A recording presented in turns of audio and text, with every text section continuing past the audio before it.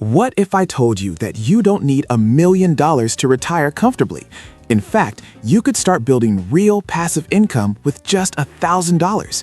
Today, I'm breaking down exactly how to create a dividend-paying portfolio using Fidelity index funds that can eventually cover all your living expenses.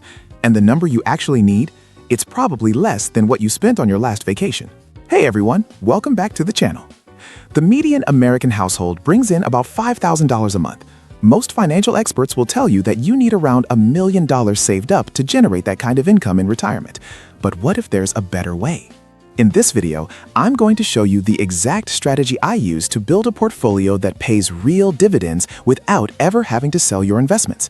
We'll cover the biggest mistakes people make when chasing dividend income, the specific funds I recommend, and most importantly, I'll show you two paths, one that gets you to $60,000 in annual income and another that gets you there 10 years faster.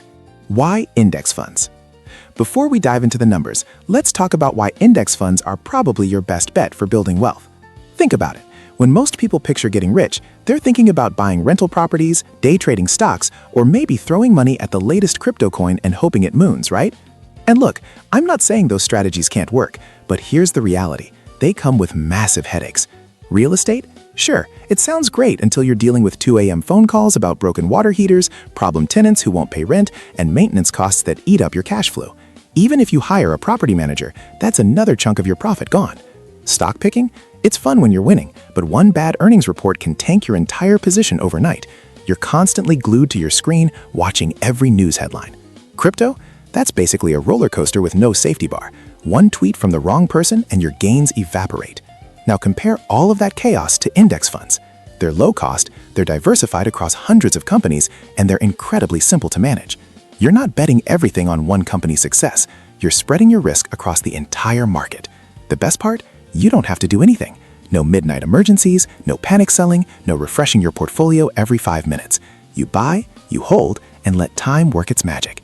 It won't make you a millionaire overnight, but it's reliable. And over time, it builds serious wealth while you sleep.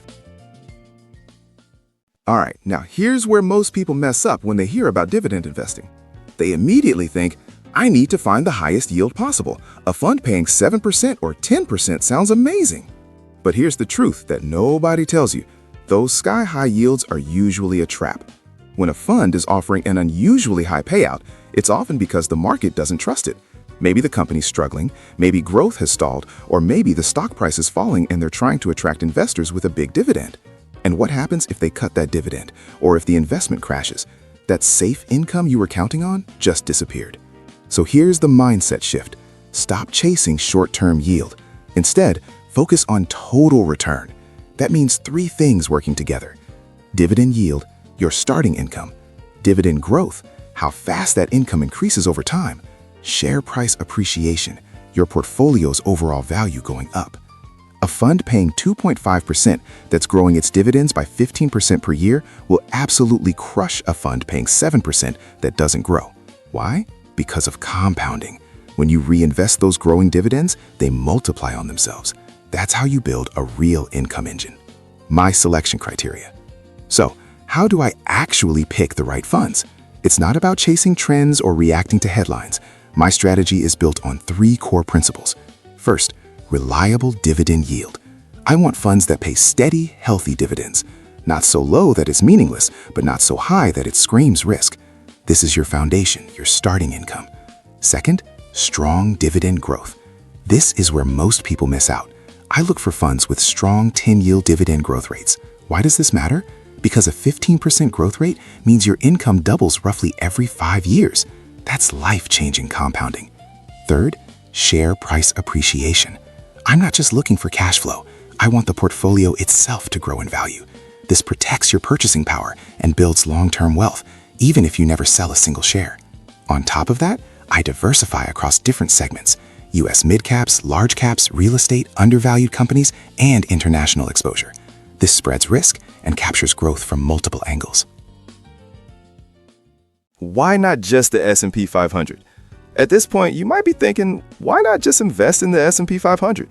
It's simple, it's proven, everyone recommends it. And you're right, it's great for building wealth. But if your goal is to live off dividends, meaning actual spendable income, the S&P 500 falls short. Let me show you the math. Popular S&P 500 ETFs like SPY, VOO, and IVV have an average dividend yield around 1.27%. They're built more for growth than income. So if you want $60,000 per year in dividend income, that's $5,000 a month, here's what you'd need. $60,000 divided by 1.27% equals $4.72 million. Yeah, almost $5 million just to earn $60,000 a year from dividends alone. Even if you gave yourself 30 years to build it up, you'd still need to invest around $750,000 to reach that goal. The problem? Most of the S&P 500's returns come from rising share prices, not cash payouts. So to actually live off those investments, you'd have to sell shares constantly, and that's not sustainable. That's exactly why this strategy is different.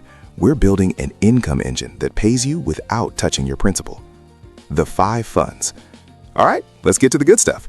Here are the 5 Fidelity Index funds I've chosen and why each one matters.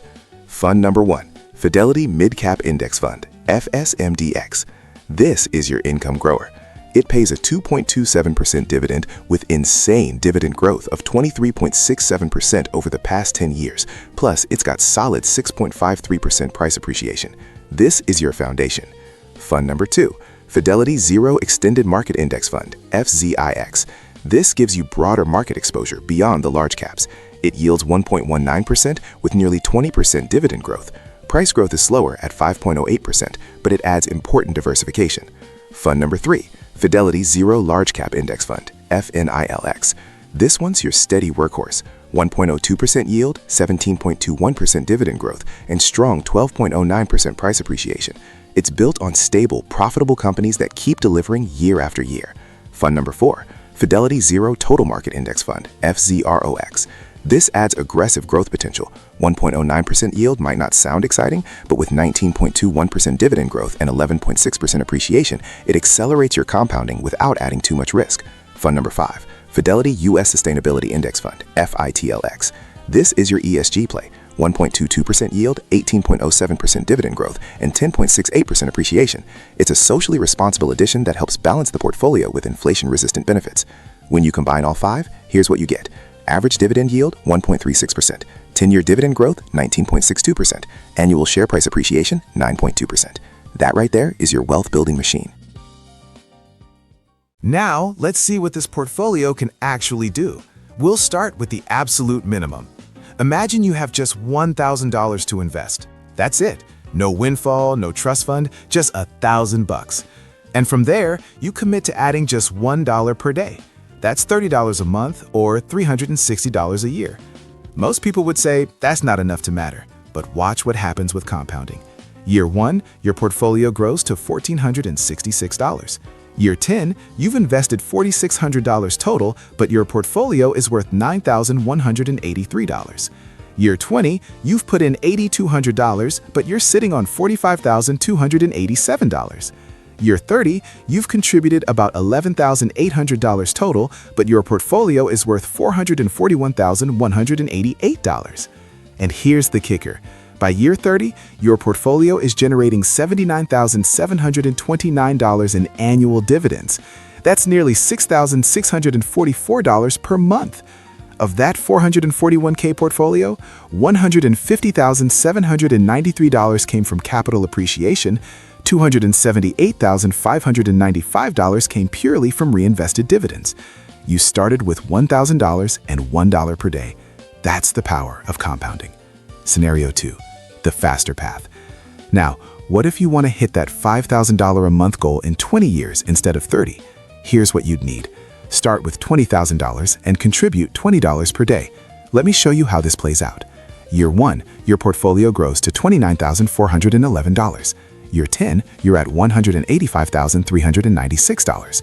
Year 20, you've invested $166,000 total, but your portfolio is worth $914,971.